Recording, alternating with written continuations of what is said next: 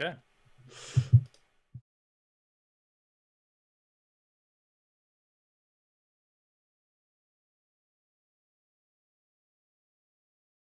Two, one. Hello, everyone. Welcome to the 5-1 Volleyball Podcast. Whether you're watching live here on YouTube or listening to the audio stream, it's great to have everyone with us today. As always, I'm joined by Everett Delorme of Volleyball Source. Everett, how are you doing today? Pretty good. Just give me 2 seconds here to adjust the audio real quick. All right. While you're doing that, I'll do a bit of an introduction here. There we Today's go. That's episode, better. we missed last week. I was on vacation. We did the 9-9 on Tuesday. Check that out if you haven't watched it yet. But today we're going to go over the week's games, including Italian League Game 2, Lube versus Perugia, Plus Liga Zaxa versus Yastreb Shivegil Game 1, and also a little bit of the Turkish League because I watched the Turkish final game yesterday, so might as well talk about it. Also, we're going to talk a bit about legacy, so how these current games are impacting a couple really important players. Everett, how are you doing?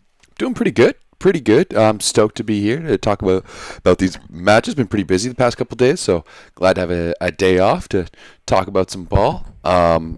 Looks like, man, these Italian League playoffs have been absolutely insane. We've seen teams flip-flop so much, kind of all over the place. Like, we've seen good versions of Lube and bad versions of Lube. We've seen good versions of Perugia and bad versions of Perugia. Same thing with Modena and Trentino, right? But, I was definitely expecting a little bit more pushback maybe from Perugia so far in this series. We saw the reverse sweep in Game 1 by Lube. Game 2 was just a straight-up sweep by Lube. The first two sets were pretty competitive. Third one, not so much.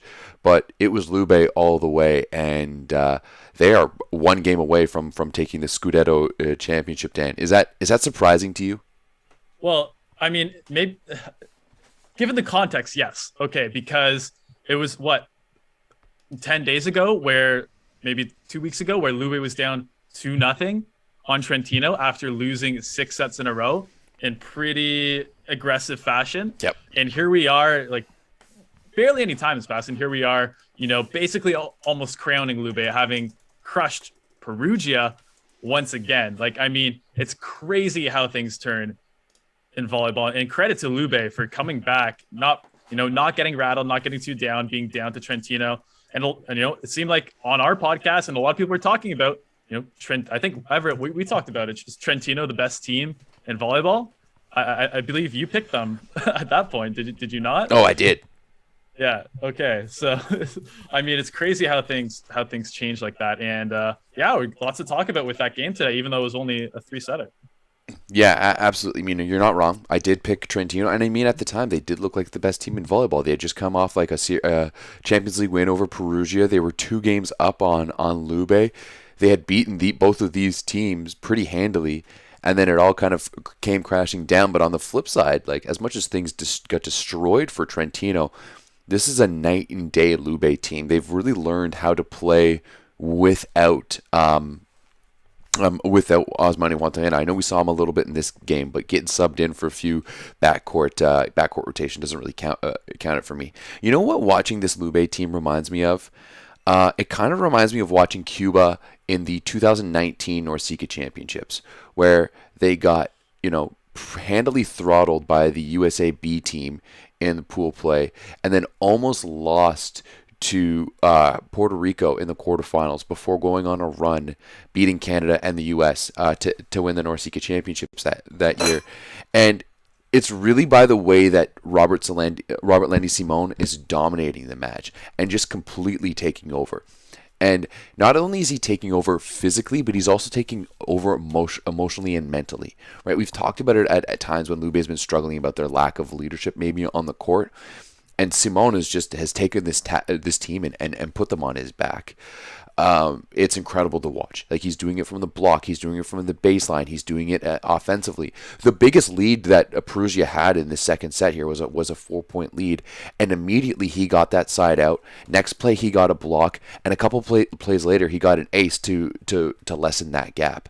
Anytime Perugia tries to make a run or tries to push things, Robertlandy Simon comes up and makes some big plays. And to me, he's been hands down the MVP of this series and the MVP of the playoffs so far for Lube. Yeah, I mean, the stuff Simon is doing from the middle position right now is pretty unprecedented.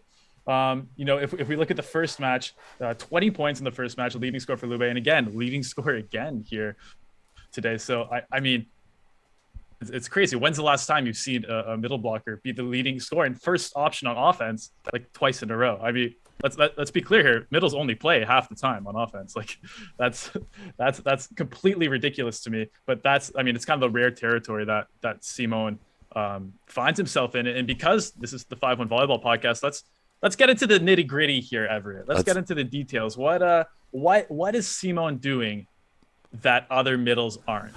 Right now, it's all about how DeCecco is playing with his spacing. You're seeing him running a lot of Polishes where he runs straight at the setter and then moves over. His running to the gap between the right side and the middle blocker right now is bar none. I mean, a lot of the credit has to go to DeCecco as well, right? Because you need to have a setter who's going to be able to find you in those gaps and find you in that spacing. But we're seeing in a front row rotation, where he's coming up and he's getting first swing and inside out every single time, right? Like, they're going to him every single time, and he's terminating most of the time. Like, we're seeing him even run like a 31 with the push. So he's running his 31 and Zanni's fronting him, and then he pushes over to hit that gap between Ricci and Soleil and Gianelli. It's a masterclass right now in offensive footwork for Simon. He's being so efficient with his movement, and it's turning into pure power. Like, it's unbelievable to watch. Some of the shots he's hitting right now, like, he's opening up and hitting those cross-body 31 shots to the tee that are just absolutely redonkulous. And he's doing it on the regular, and that is just allowing opening up. And, like, To me right now, Robertlandy Simon is the king of volleyball, hence the name of this video. And we have to really start talking about him as, is he the GOAT in terms of middles, right? I know we have Mazurski, who made that switch from middle to right side back in the 2012 Olympics, and that's a big one. But we've never seen a pure middle like Simon, or at least in my memory, dominate to see the way they have been so far. Yeah, and it's not like this is the first time he's doing this. I mean, this is a pretty great example, but Simon has been a huge part of these Lube teams, obviously, part of that legendary Sada Cruzeiro team alongside Yoandy Leal. He's been doing this for quite a while, and with the Cuban national team a little bit, not as much as he should have. He's only gotten the chance again recently. But yeah, like you said, the footwork is amazing. He almost has like a hesitation hop step jump, a skip jump he does, and like you said, he hits that setter middle gap, and he can either go right straight down to the tee, or he can go across. I mean, there's so many shots he hit, and DeCecco is teeing it up for him perfectly. Okay, so before we get to the GOAT discussion, is DeCecco to Simon the best setter to middle run ever? To me, it's up there with Bruno and Lucas. And I mean, obviously they've had so much more time playing together, all of those years with Brazil, how many years with Sada Cruzeiro and so on and so forth. But it has to be up there. I don't know if you can call it the best of all time, mostly because of the aforementioned pairing, but man, it's up there. And I mean, we've seen it so many times, like those magic days back with the two of them playing at Piacenza, like you knew them making that return here at Lube. Has to be it. And I mean, they just work so perfectly well together. DeCecco, like, watching him set is such an art form. And I mean, I know we get on him sometimes because maybe his effort isn't there and maybe he looks a little dumpy at times, but dude's hands and this is I've really been watching, especially watching it on volleymetrics from that baseline angle. You watch how DeCecco awareness is he's so aware of what's happening at all times. He's aware of who his hitters are. He's aware of who the blockers are on the other side of the net. He's aware of the spacing, right? We're seeing like watching Gianelli set, every single time he's looking over his shoulders, but he's still sometimes making a bad read. He's still sometimes making a bad decision. Whereas if you watch DeCecco, there's none of that. He's not looking over. He just knows. It's like he has eyes on the back of his head or a sixth sense, because he always has the ability to find the gap. He always knows exactly where Simon is and exactly where to put the ball to be, for Simone to be successful. And on the other side of things, Simone's footwork and his attention to detail is just increasing his power that much more. He has such the ability to get into the position, put himself in the position, get ready. His window's nice and big because of how big and strong he is. And DeCecco just fires it in them because he's got probably, in my opinion, the best hands in the game. And so, yeah, like when you pair the awareness and the hands with the power and the precision of Simone, it has to be the best, the best connection that we see right now in volleyball. Yeah, I think you made a good point there, because maybe some fans might think of Simone as, he's a big guy. He's kind of like super muscular. He doesn't look like he should be like a super tactical player, and that that's a stereotype of Cuban players sometimes. But Simone is really smart. He's really smart in how he reads the block. The angles that he hits. He mixes it up so much. You can go back and look at all the runs they did this game, and you probably won't find the same one twice. Like that's also, and he combines that with obviously his athleticism. But I think that's the difference maybe between a Simone and maybe like a Sreko Lisinac, another guy who has like a huge amount of athleticism and still up there with the top middles in the game, but doesn't have the refined skill set and block awareness that he has. So let's get back to our is Simone the best middle? So who are our contenders here? Mazursky. I had Gustavo. Okay, yeah. I had Gianni. Ooh, okay. And I had Piotr Novakovsky. And then I wasn't sure which of the Serbian middle blockers to put. And I kind of leaning towards Pedrashnik because he has a little more on his resume. He's a little older than Lisinac. What do you think of that short list? Anyone we're missing? Maybe someone who doesn't deserve to be there? Like, is Lucas in that conversation? Lucas, yeah, we could add Lucas as well. Like, I think he's on the short list. I think like that's just more to give note to Lucas than I actually say that, like one-on-one, like if I'd have to pick between Lucas and Simone, I'd go for Simone. Like, truly, like, and even then I don't think it's that fair to guys like Gianni and stuff like that who played in a earlier time, because the middle position has changed so much, right? If you think Gianni's the tough one because obviously he's way like smaller than these guys. They played middle so differently back then, as no libero. So that he's the toughest to compare, but he's also probably like the only one comparable in terms of success, I would say. Yeah, I mean, to me, it has to go to Robertlandy Simon. Like, he's definitely on your starting 7 all time down the middle. Just look at what he's done both on the professional level and like even at the international level with the runs he's done with Cuba. That second place at the World Championships back in 2010, where like he was the heart and soul of that team. So yeah, I mean, I think we're probably making Ronnie's day right now, but yeah, absolutely. Okay, like Simone is. For me, Mazursky was close though, or even I think you could maybe argue with him, just because he's had so much success in club every single year. Russia, he's won that Olympic title in 2012 with. I mean, Simon. It's kind of unfair that he didn't have, and he had the silver at the World Championship in 2010, which is pretty big as well. But I don't know. Mazursky also was a guy you could run like maybe one of the only guys you could run your offense through at the top level, and another guy who has the footwork and the block awareness and the athleticism on the side. Like, to me, they're actually kind of similar players. Obviously, Mazursky's like a foot taller, but yeah. I don't know. Mazursky, but it's also tough because Mazursky's probably best moment of his career came playing opposite. So that's tough. Yeah, that's it. And I mean, like, you could give the thing being like, oh, I mean, if Mazursky was that good in the middle, they would have fed him in the middle. But like, I remember watching that 2012 final, and it was really like Russia's passing is really what broke them down. Mikhailov wasn't playing well on the right. Like, that was a desperation move by Alekno in that one to take Mikhailov, put him on the left, just focus on passing, focus on getting the ball there. But yeah, I think Mazurski is the one who's the closest. But I don't think we've seen, like even Mazurski's playing in Japan right now, and the same thing, like he's playing on the right side. Like we haven't seen dominate. Right, even when he was playing in Belgorod in the Russian league, like he still had guys around him, and he wasn't the top scorer on a regular basis. Like Simon has been the top scorer for Lube this year, bar none. Right, and that's absolutely massive. Like it's one thing to do it over a couple of games, but do it over the course of the entirety of a season. That's insanity to me. So Simon's the leading scorer with 562 points on the season, including playoffs.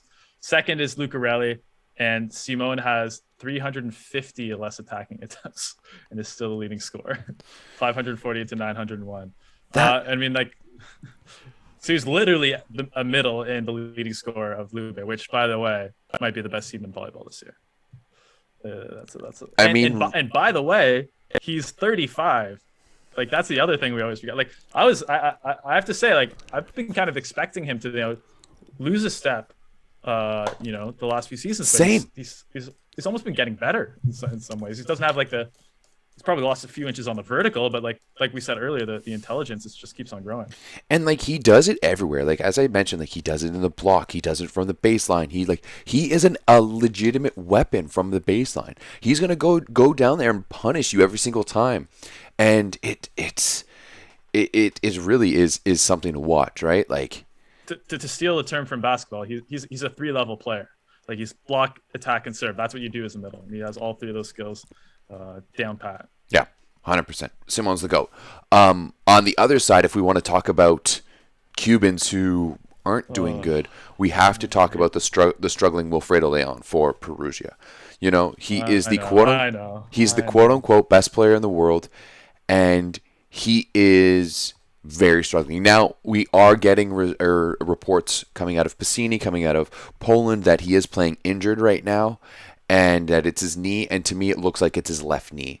He is not explosive right now. He's not moving with the normal power that he does. It looks like his left knee, and it's really hurting Perugia right now. First of all, Lube is making him pass every single ball, and they're making him move laterally. They're making him move forward. They're really making him work for it, and he's struggling. He can't put up the points right now. Like how many points did he have in this one? Only 12 points in this one. He was 12 for 25 attacking, which overall isn't bad, but like imagine if like LeBron was putting up 19 points in a game. Like that's why the Lakers didn't even make the playoffs this year, right? Like this is what's happening right now with Leon, and it's not good for Perugia. It's tough though with the injuries, right? Like we suspected, and we had like a good body language analysis discussion in the Discord the other day. By the way, join the Volleyball Source Discord if you haven't already. And yeah, he's stepping gingerly. We saw the same thing with Nimir in the Modena series. Like he has like the triple wrapped knee braces. Like you can tell there's something going on. I'd be incredibly surprised if he plays for Poland in the VNL. He looks like he needs some time off. Hopefully not surgery, because we have that World Championships small tournament that Poland's hosting this summer. So it's tough to blame him. I think he gets a pass. I think he's a good enough player that he gets a pass for this. But if he comes back next season saying he's healthy and he's still like this, then yeah, okay, then we can start to worry. But you're right. It's not maybe just this playoffs. It's kind of the whole season has probably been his worst one since he's kind of, I don't know, since he joined Zenit Kazan at least, wouldn't you say? Yeah, and I mean, like, that's all relative too, because like he was one of the leading scorers of the league, and he did bring his team all the way to the finals, and there's all these things. But yeah, absolutely, like this is one of the worst showings that we've seen from Leon in a club team uniform. We're not going to bring in his failures with Poland last summer just yet, but yeah, for me, I think what's compounding it is Perugia's inability to vary their offense as well.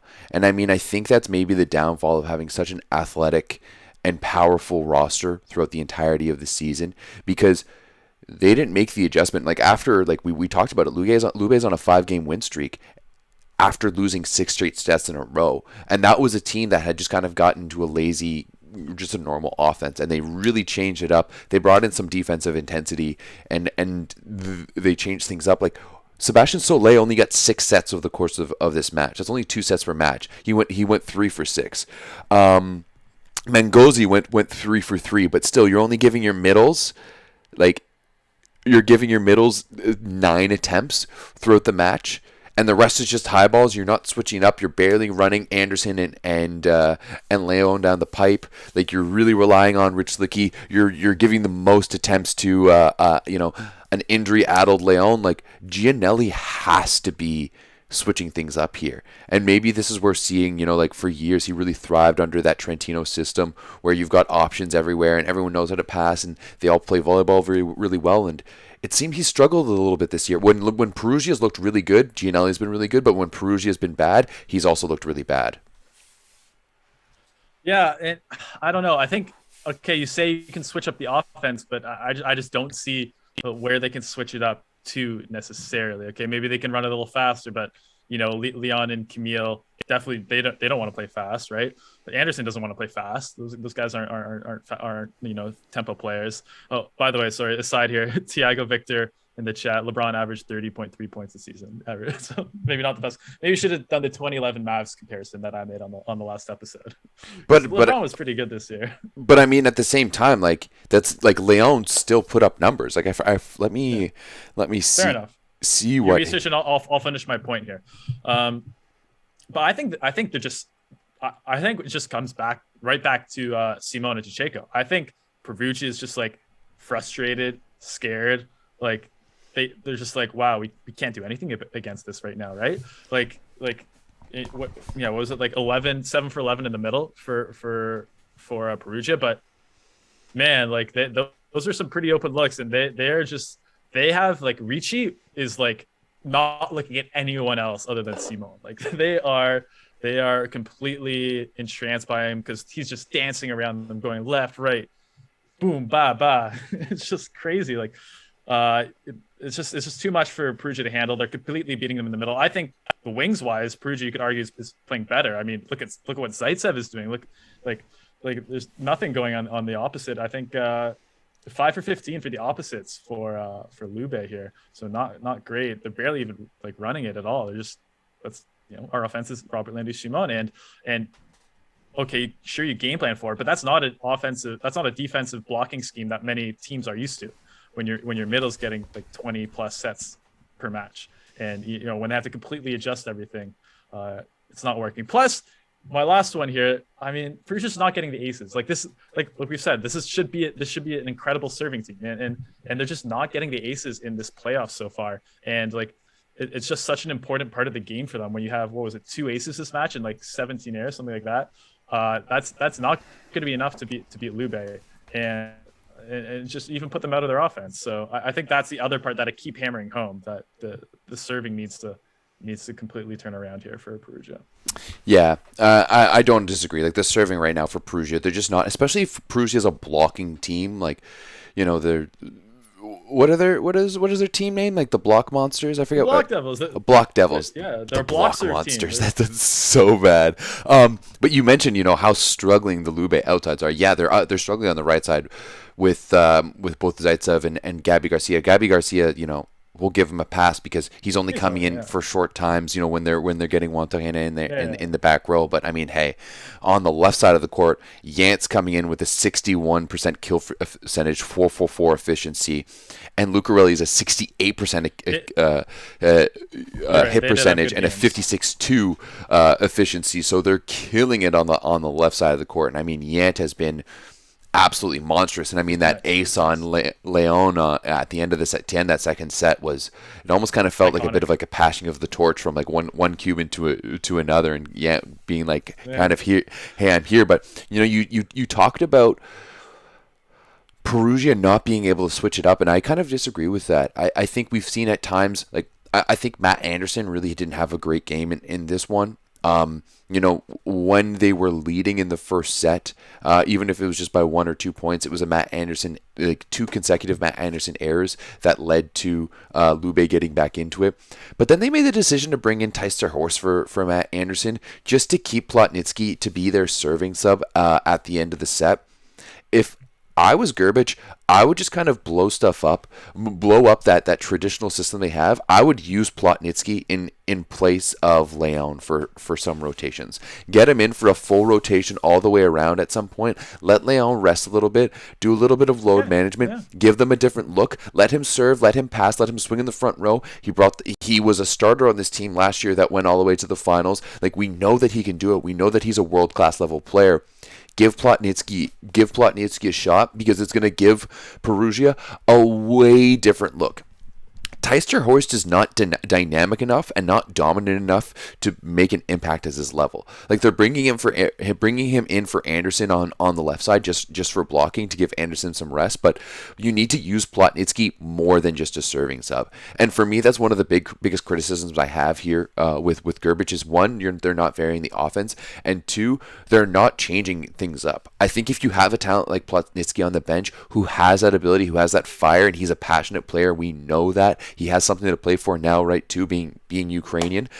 So to me, they need to switch something up, and I want to see, let's start Plotnitsky. Why not? Like, you're down 0-2.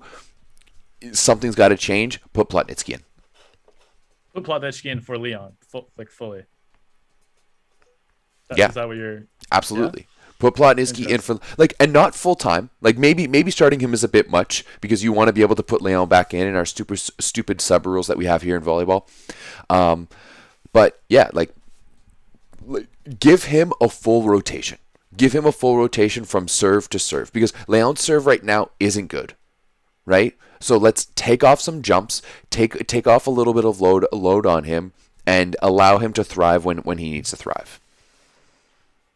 Yeah, I would still keep Leon into serve. I think even if he's not serving well, I think you have to. And I think the reason why they're bringing Plotnitsky in for the middles is Soleil and Ricci both the opponents are passing over 50%, over 55% on both of them throughout the playoffs so far.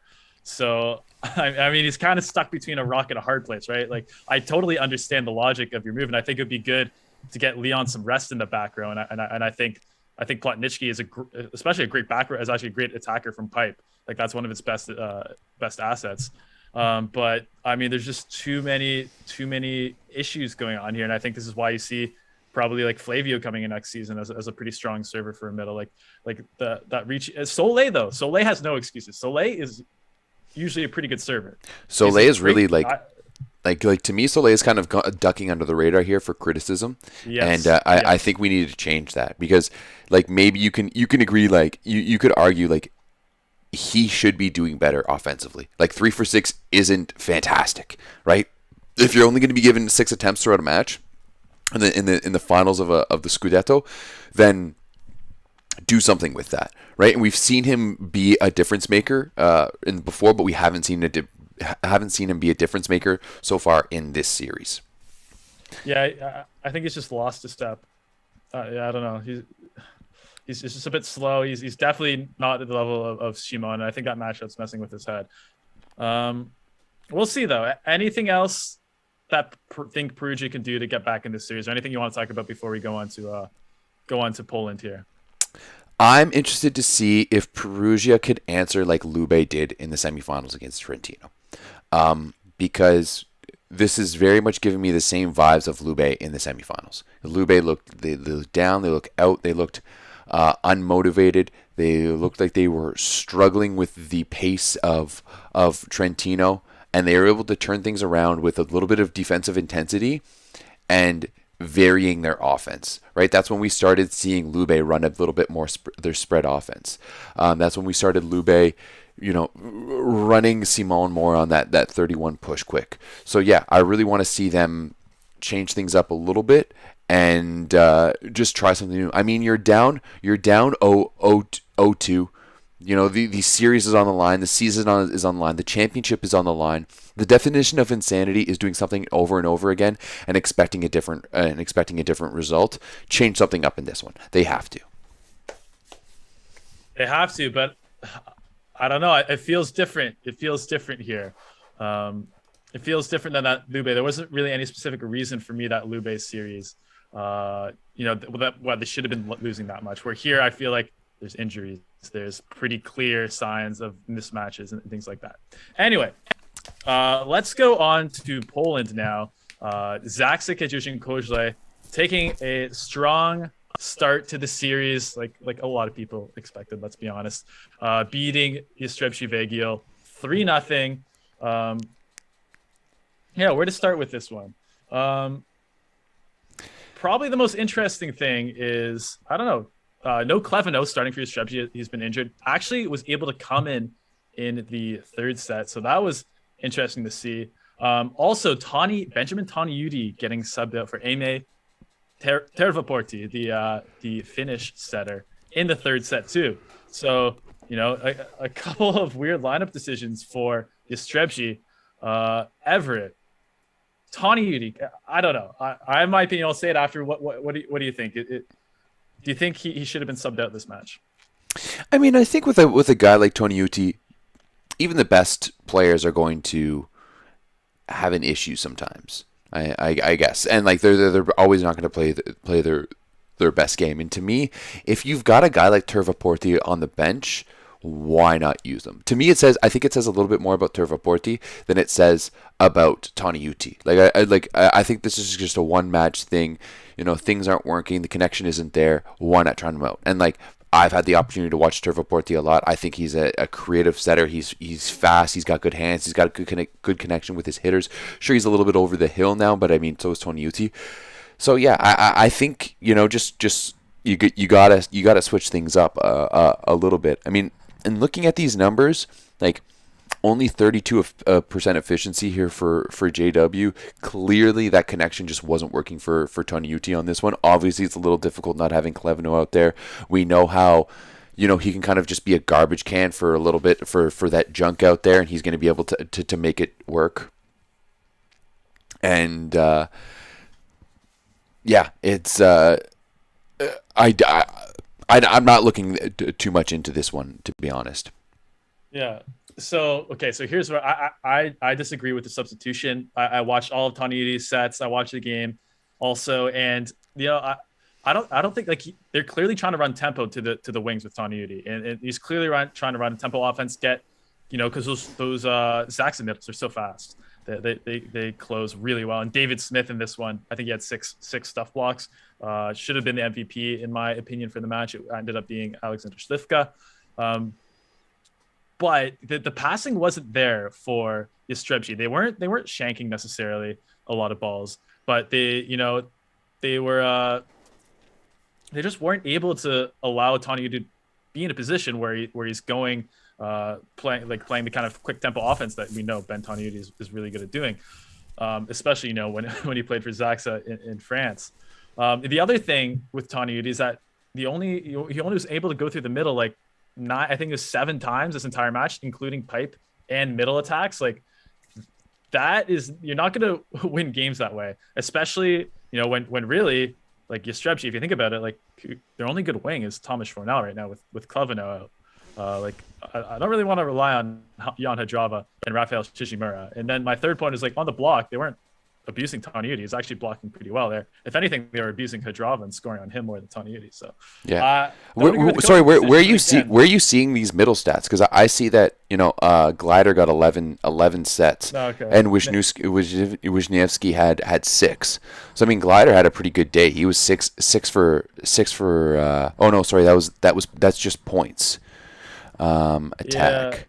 Yeah, no, Glider still had 9 attempts. Okay. Wisniewski had 7. So they're still going to the middle. And I mean, hey, you bring up Rafael Shimura, man. He had a 14% efficiency in this one. Yeah, that's bad. That's really, to me, that's really where they're missing Clevino, because only 2 players in double digit. I'm talking about just Taniudi, not total. Okay, sorry. You're right. Yeah, but you're right. Shimura was a huge issue, and Clevino, we hadn't seen him play for a while before this. Ended up coming in and actually played a few front row minutes. And I think okay, he only got set once, but you can't I know he's injured, but I think that's the only possible hope they have for the series is Clevino coming in and being relatively healthy. And I love Clevino; he's one of my favorite players, but the way he's been playing injured is not, does not give me a lot of hope for Yastrzemski here. Yeah, no, honestly, I've been saying it for a while. I have no hope for JW in this series. Zaxa just looks way too good.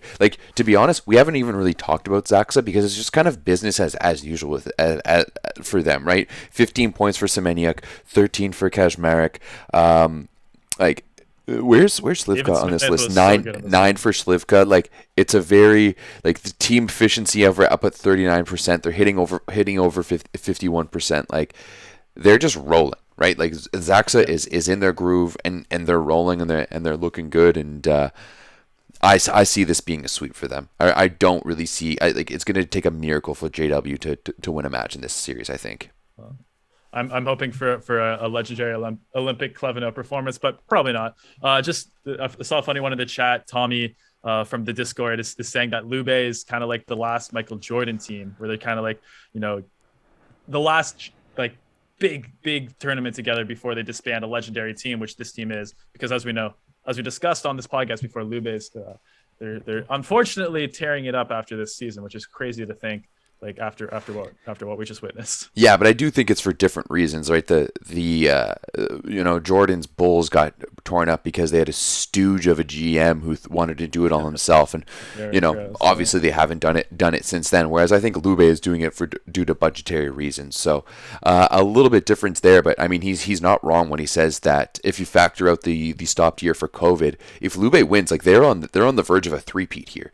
And that hasn't been done since 2005 with or 2003 to 2005 with Treviso. So that's big. And considering who they're doing it against too, 3 years in a row winning against the Wilfredo Leon Perugia led team, that is incredible. We're not focusing on that nearly as much as we should be, in my opinion. Yeah. So last thing before we end here, guys, just very quickly here, the Turkish Men's League. I haven't really talked about it this year that much, but Ziraat Benkasi Ankara 3-0 against Halkbank, both in this last match and in the series. Arslan Eksi, one of the best Turkish setters, was a huge part of that win. I mean, it helps to have the best domestic setter, as we can see in many leagues. Martina Tanisov, Fodor Termat, who is hilarious because he's terrible with the Dutch team, but is somehow amazing on his club team. Unfortunately, Everett, our guy Graham Vigrass couldn't get it done this series. Only 4 points in the final game. Ooh, that hurts a little. That hurts a little, maybe a lot actually. And my Effie Bayram, was struggling a little bit too. 9 for 20. He's getting better. Hopefully, he plays in Italy next year, but he's still, looking a little struggling against some of the bigger blocks. But yeah. I mean, this is exactly what we saw last year in Turkey too, with Halkbank dominating the regular season and then Ziraat Benkasi coming in the finals and taking from them. So it's it's the exact same recipe as we saw last year. Real quick, Dan, how much longer do we want to dive into Turkey a little bit, because we have less than a minute left on this Zoom meeting. Let's just end it here unless you have some amazing analysis or insight. No, I didn't watch. I really wanted to go over the Italian league today, so. I think that's good. Thanks everyone for joining on this chat on a little bit of quicker podcast here, but sometimes it's good. Get our points out efficiently. Everett, anything to plug before we end here? Guys, make sure to check out the 9x9 next Tuesday, and that's all. All right, Game 3, Lube Perugia. It's going to be a fun one this Sunday. Hope you all are watching. Join the Discord. Join the discussion. Subscribe to the Volleyball Podcast. Leave a good review. Give a thumbs up. All that fun stuff. And we will see you guys next time. Peace.